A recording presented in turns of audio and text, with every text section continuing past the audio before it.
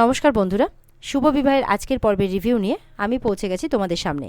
Bangla serial সমাচারে তোমাদের সবাইকে স্বাগত জানিয়ে আজকের পর্বের রিভিউ আমি শুরু করছি। শুরুতেই দেখতে পাচ্ছি তেজ এদিকে সুধার কোলে মাথা রেখে ঘুমোচ্ছে।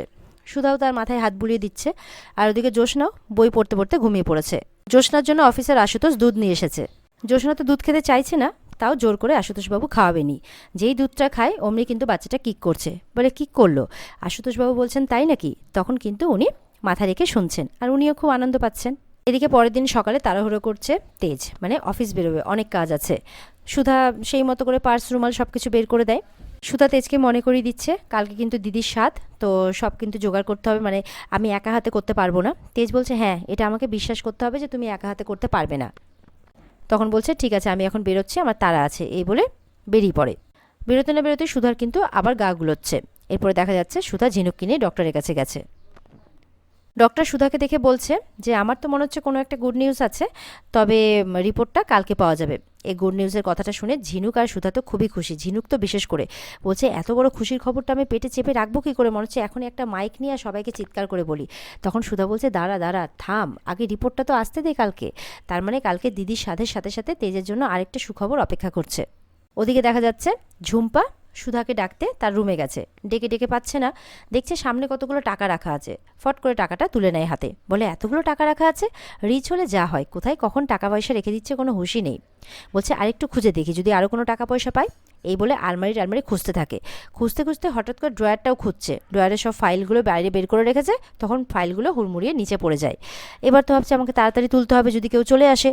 এবার ফাইলটা তুলতে গিয়েই কিন্তু সেই ফাইলটা হাতে পেয়ে যায়, তেজের রিপোর্টের ফাইলটা। আর সেটা ঝুম্পা পড়ে ফেলে যে কি দাদাভাই কোনোদিনও বাবা হতে পারবে না। পড়ে অবাক হয়ে যায়। ঝুম্পা বলছে এত বড় খবরটা দাদাভাই সবার থেকে লুকিয়ে রেখেছে। এদিকে ঝিনুক তো সমানে বলে যাচ্ছে আমি মাসি হব। তখন সুধা বলছে ঝিনুক আস্তে আস্তে, কালকে দিদির স্বাদ আছে, অনেক কাজ আছে। সুধা বলছে আর ভগবানের আশীর্বাদে এই নিউজটা যদি সত্যি হয়। ঝিনুক বলছে তাহলে এই গুড নিউজটা সবার আগে যাবে বেবির বাবার কাছে, মানে জামাইবাবুর কাছে। তারপর আমরা গ্র্যান্ডভাবে জানাবো সবাইকে নিউজটা, তারপর সেলিব্রেশন হবে, খুব মজা হবে। মানে ভীষণই এক্সাইটেড ঝিনুক। ওদিকে জ্যোৎস্না আর আশুতোষবাবু আসেন। জ্যোৎস্না টেস্ট করাতেও নিয়ে আসা হয়েছে। জ্যোৎস্না ডাক্তারকে জিজ্ঞাসা করছে সব কিছু ঠিক আছে তো ডাক্তারবাবু? বলে হ্যাঁ সব কিছু ঠিক আছে, রিপোর্টটা হাতে পেলেই বোঝা যাবে। ওদিকে সুধা জ্যোৎস্নাদির কথা জিজ্ঞাসা করলে আশুতোষবাবু বলছেন যে এদিকেও সমস্ত রিপোর্ট ঠিক আছে, যদি সব কিছু ঠিকঠাক থাকে ডক্টর বললেন সামনের মাসে ডেলিভারি। এদিকে তো ঝিনুক শুনে আরও খুশি, ঝিনুক তো পুরো নাচতে মন চাইছে, ঝিনুক তো নাচ করতেও শুরু করে দিচ্ছে। তখন সুধা কিন্তু হাসতে হাসতে ঝিনুককে সামলাচ্ছে। ওদিকে ঝুম্পা মনে মনে বলছে যে এদিকে তো আমার হাতে বম চলে এসেছে, তার মানে দাদাভাই কোনোদিনও বাবা হতে পারবে না, তার মানে এই তেজ বেকারির কোনো উত্তরাধিকারী নেই। ঝুম্পা মনে মনে বলছে যে এটা তো আমার জন্য খুব খুশির খবর, কেননা যদি দাদাভাই উত্তরাধিকারী জন্ম দিতে না পারে তার মানে তো সমস্ত উত্তরাধিকারী হবে মানে তার বর, মানে সমুদ্র। তো এটা শুনে কিন্তু ঝুম্পা প্রচণ্ড খুশি হয়ে যায়। বলে এই জন্যই নাকি তেজ এই নিউজটা সকলের থেকে হাইড করে রেখেছে। ঝুম্পা বলছে এত বড় নিউজটা যখন আমার হাতে চলে এসেছে তখন আমি খুব ভালো করে জানি যে হাটে হাড়ি কী করে ভাঙতে হয়, আর এই বিষয়ে আমাকে কে হেল্প করতে পারে এটাও আমার খুব ভালো করে জানা আছে। এবার ঝুম্পা কী করে রিপোর্টসগুলো নিয়ে খালি ফাইলটা ওখানে রেখে চলে যায়। এদিকে দেখা যাচ্ছে সুধা কিন্তু সেই বাচ্চা পুতুলটাকে নিয়েই বসে আছে। তখন তেজ একটু আপসেটভাবেই বাড়িতে ঢুকেছে, সম্ভবত কাজের ওখানে কিছু হয়েছে। দিয়ে সুধার হাতে পুতুলটাকে দেখে মনে মনে ভাবছে না, এবার আমাকে সত্যিটা বলে দিতেই হবে, অনেক দিন তো হলো, আর এটা আমি নিজের মধ্যে চেপে রাখতে পারছি না। এরপরে সুধা তেজকে দেখতে পেয়ে বলছে ও তুমি চলে এসেছো, ঠিক আছে, কালকে কিন্তু তোমার অনেক দায়িত্ব আছে, দিদির স্বাদ বলে কথা। তুমি কিন্তু দিদির জন্য সুন্দর দেখে একটা উপহার নিয়ে আসবে। যদিও আমি দিদির জন্য উপহার নিজে হাতে তৈরি করে রেখেছি, তখন নিজে হাতে তৈরি করা উপহারটা তেজকে দেখায় সুধা। কিন্তু তেজ কিন্তু কোনো কথাই বলছে না, পুরো আপসেট, যেন মুড অফ। মানে এইসব বাচ্চার কোনো কথাই শুনতে চাইছে না তেজ। সুধা বলছে কবে যে আমাদের পুচকুটা আসবে, তাই না? সবাই মিলে কত হৈ হৈ করবো, কত আদর যত্নে তাকে বড় করে তুলবো, তারপরে আমাদের যখন ছানা হবে তখন দুইজনে মিলে একসাথে বড় হবে, কত মজা হবে না, বাড়িটা কত হৈ হৈ করবে তখন, তাই না? কিন্তু তেজ চুপ করে আছে।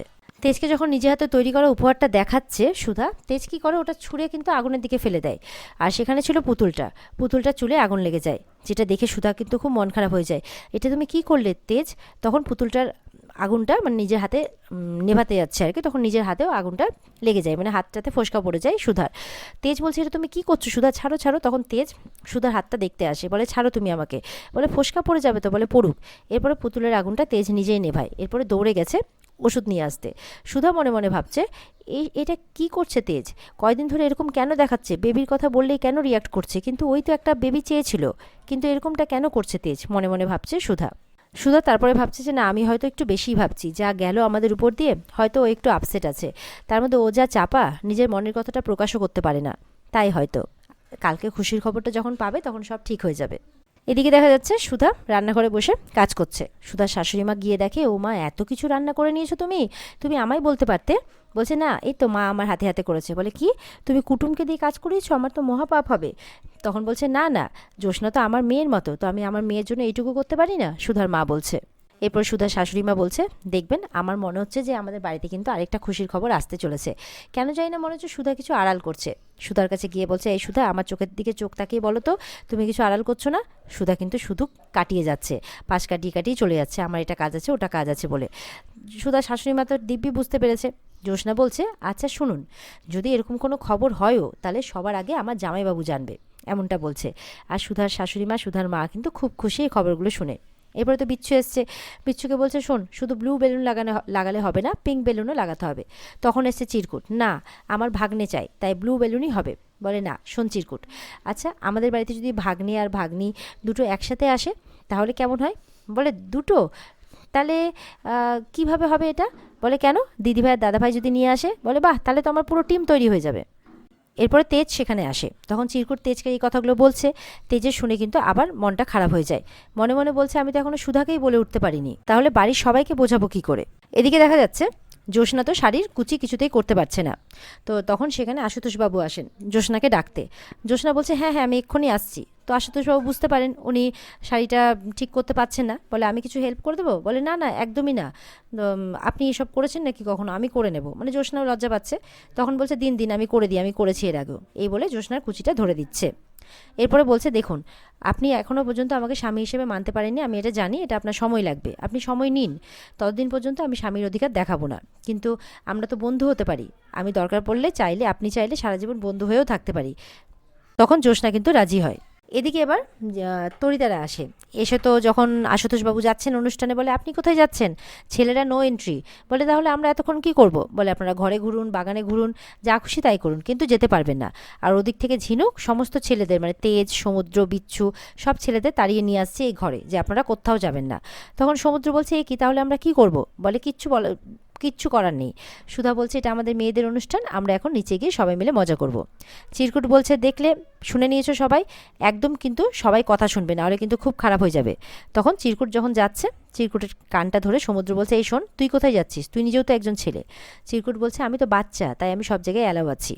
দিদিভাইকে তো আমি খাওয়াবো, তাই এত দায়িত্ব পালন করার জন্য আমাকে যেতেই হবে। এদিকে সমুদ্ররা সবাই বলছে, কি রে দাদা ভাই, তুই কিছু করবি না? তুই চুপ করে দাঁড়িয়ে থাকবি? এদিকে সবার বউরা নিচে একা একা আনন্দ করবে, আর আমরা এখানে সবাই মিলে চুপ করে থাকবো? তেজ তখন মনে মনে বলছে, এইভাবে আমি নিজের দুঃখটাকে চেপে মানে দুঃখটাকে বেশি করে প্রায়োরিটি দিয়ে সবাইকে এইভাবে মানে মানে অখুশি করতে পারি না, আমাকে সবার জন্য কিছু একটা করতেই হবে। তেজ তখন বলছে, চিন্তা নেই, এই স্বাদের অনুষ্ঠানে আমরা থাকবো, আমিও দেখি আমাদের কে কিভাবে আটকায়। এই বলে সবকটা ছেলে ঘর থেকে বেরিয়ে চলে যায়। এদিকে দেখা যাচ্ছে ঝুম্পা তার শ্বশুরমশাইকে ডেকে নিয়ে এসছে। চলুন, আপনার জন্য একটা খুশির খবর আছে। বলে, তুমি আবার কি খবর দেবে আমাকে? এমনিতে আমি যা কিছু করতে গেছি সব কিছু একদম ভেস্তে গেছে, আর আমি কিছু করতে পারবো না। ঝুম্পা বলছে, আপনাকে একটা দারুণ খুশির খবর দেবো। বলে, খুশির খবর তো তখন হবে যখন সুধা এই বাড়ি থেকে বিদায় নেবে। বলে, বিশ্বাস করুন আমার কথায়, আমি আপনাকে সত্যি একটা খুশির খবর দেবো। বলছে, এই দেখুন, আপনি এই রিপোর্টটা দেখুন, এটা একবার গ্র্যানির সামনে আসলে ওনার হার্ট অ্যাটাক হতে বাধ্য। মেচকা বলছে, কেন, কি আছে এমন এতে? টুম্পা বলছে, একবার ভাবুন না, এই যে গ্র্যানির এত বড় ব্যবসা, এত কিছুকে যখন দাদাভাই এগিয়ে নিয়ে যেতে পারবে না, এটা জানতে পারবে, তখন কি দাদাভাইকে উত্তরাধিকারী করবে বলুন? মেচকা কিছু বুঝতে না পারলে ঝুম্পা বলছে, আমি এখন আপনার হাতে একটা কাগজ তুলে দিচ্ছি, আর একটা উইপেন্স বলতে পারেন। তো এইটা দেখার পর, মানে এইটা যেহেতু আমি আপনাকে দিচ্ছি, আপনাকে সাহায্য করছি, আপনাকেও আমাকে একটা কথা দিতে হবে যে আপনি আমার আর সমবেবের ডিভোর্সটা আটকাবেন যে করেই হোক। আজকে এবার কাগজটা দেখে অবাক, বলছে, তুমি দেখো, তোমার জায়গাটাও আমি একদিকে পাকা করে দেবো, আর আরেকদিকে সুমলিক বাড়ির সমস্ত আনন্দ উচ্ছ্বাস ভণ্ডল করে দেবো। তো শ্বশুর আর বৌমা মিলে এই প্ল্যান করতে থাকে। আর এখানে আজকের পর্ব শেষ হয়ে যায়। তো বন্ধুরা, এই ছিল আজকের পর্বের রিভিউ। ভালো লেগে থাকলে পর্বকে লাইক কমেন্ট করে জানাতে ভুলবে না, আর আমাদের সাথে জুড়তে আমাদের চ্যানেলকে সাবস্ক্রাইব করতেও ভুলবে না। পর্বের বিস্তারিত দেখতে স্টার জলসার পর্দায় চোখ রাখবে। দেখা হচ্ছে তোমাদের সাথে আগামীকালকে। সবাই ভালো থাকবে, টাটা।